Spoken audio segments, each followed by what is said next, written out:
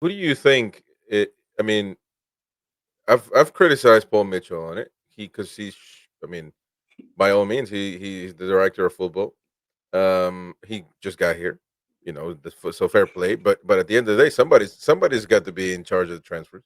Is it Darren Niels? Who do you think uh should hold the blame for a poor window like this? I mean, you can blame PSR because it is an unfair playing field for Newcastle. Newcastle are being very sensible. They're being frugal. They're not going out and breaking the rules, which I guess you've got to applaud, because we do know that if Newcastle break the rules, there will be a punishment, and it will probably be a worse punishment than other teams have had. They'll want to make an example of the club owned by the Saudis. I think that's fairly evident. That's a threat that hangs over us. I can't blame Mitchell because he's only been there a short space of time. I think collectively the club needs to take responsibility, because if we go over the months, May, Newcastle go on an end of season tour. The players clearly and the management clearly didn't want to go to Australia, but they did. They had to go there. At that time, we had Dan Ashworth on gardening leave, and that was a messy situation, and that dragged on at the start of the summer. Clearly, they had ideas of who they wanted to bring in, and when I say they wanted to bring in, I mean Eddie Howe and Jason Tindall.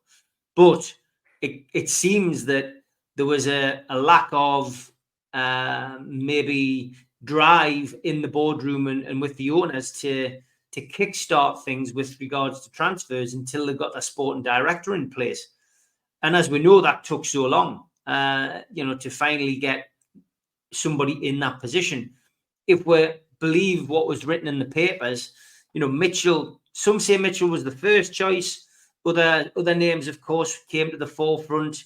On numerous occasions were linked with 2 or 3 other sporting directors. We were told that 1 or 2 people had been in for interview, but I think that whole process took far too long, and it was going to be a situation where they either left it to, at the time, Amanda, Mirdad, Eddie, and Jason to do the business along with Darren Eales, or they waited until the new sporting director came in. To me, it looks as if they waited until the new sporting director came in, which was far too late. And of course, in the midst of all of that, we have the disappointment of losing Amanda and Mirdad. And it is disappointing to lose them because they were the face of Newcastle United. They were the PR face of Newcastle United. Jamie Rubin, who came in with them, along with PIF, has been very quiet. Not one for the camera, not one for the spotlight. Certainly vocal on social media, on X in particular, but not one who comes out and likes to be seen as the face of Newcastle United. He left that very much to Amanda and to Mirdad. But over the course of the last 6 months, there was, before the departure, there seemed to be less and less of that, and that was after Eales came in and Silverstone came in. And I got the feeling that there was going to be some kind of change. It seemed as if they were almost being pulled back in. And it was no surprise to see them go.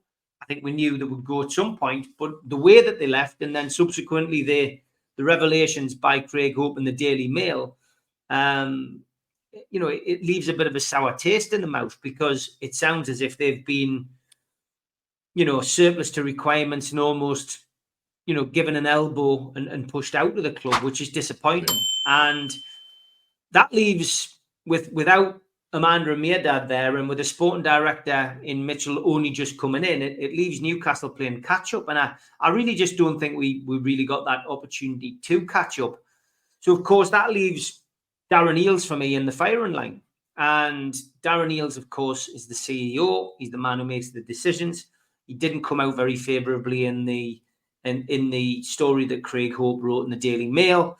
And you would have to say that as the CEO, the man who's running the club day to day at St James's Park, the responsibility probably has to come, not solely down to him, but heavily down to him because of the decisions made. So yeah, I wouldn't blame Mitchell. I would say Eels has a little bit more, to address. Silverstone, of course, deals commercially, so it's not his issue. But I would also say PIF need to have a look at themselves, because 3 years in, very little from PIF at all. And some would say, why have a dog and bark yourself? But they don't really say anything. They don't speak. And you've already pointed out, we've had a contingent of PIF's representatives, including Al Ramayan, at the ground at the weekend. And those three people, one of them could work from the UK. One of them could work at Newcastle United. We could have somebody on the ground, representing PIF in this country at the football club. Maybe that would be beneficial, because at the moment, PIF, who are the major shareholders, are very much an absent landlord. And I don't think that works in any business. I think if you're a man who runs a business and you decide to employ somebody and you decide to stay at home, don't expect everything to run smoothly when you're not there, because it's human nature for people to find shortcuts. It's human nature for people to maybe do things that you're not expecting them to do. And I think people work better when they're under pressure and they've got people standing over them sometimes. So I genuinely think that, we need that kind of, that's the way the club should be run now. I think maybe it's time for PIF to step up to the mark and maybe have somebody in place at St James's. But blame for the transfer window, I think it's a collective responsibility. I think some people are more guilty than others. But I think Newcastle United, collectively need to take responsibility for it. And let's hope that when it comes to January, that there is still that money to spend. And if we need to be able to bolster the squad, then we can do it. Can where, in your opinion, Staveley and Gudusi forced out? I mean, you mentioned the Daily Mail reported that, along with obviously Craig Hope. But can Darren Neal by there, because they're reporting that Staveley and Gudusi were forced out by Eels. Can even Eels force out an owner? Technically, it shouldn't happen, but we knew, like you said, that they were going to go at some point. So did PIF put all their eggs in the Darren Neal's basket in hope that he can run the club well, and it didn't turn out that way? What do you think? Could this be possible? He can't force an owner out or a shareholder out, but what he can do when the landlord is absent is he can influence it. He can influence someone's opinion. Why is the club having to sell Elliot Anderson and Minty because of an issue with PSR? Who's to blame for that? Has there been a blame game on that? This is hypothetical. This isn't me saying this is the reason, but it's hypothetical that perhaps someone is taking the blame for the PSR debacle. Maybe that's it.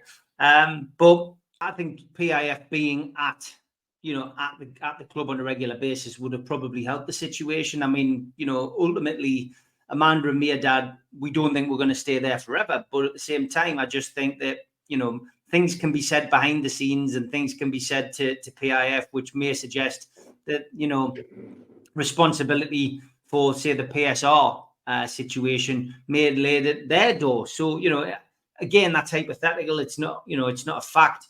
But, we can see there's been mistakes made at Newcastle United. We can see there's been mistakes made at the club. Otherwise, Amanda and Mirdad maybe would have still been there. We know they've got personal issues. We know they've had legal battles and away from the club. But I do believe in Craig Hope's article. I think what he wrote is fairly accurate. He wouldn't have gone and put his reputation on the line to write something like that without there being some truth in it. So I think a lot of it's down to that. And I think, I say it's been a summer of discontent, for all intents and purposes. Newcastle finished the season, don't qualify for Europe.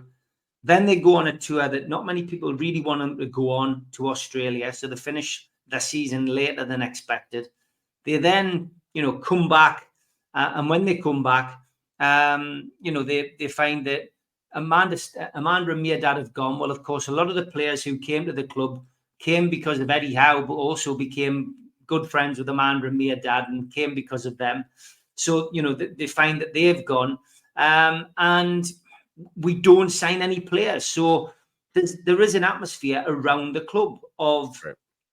you know, sadness, discontent, call it what you will.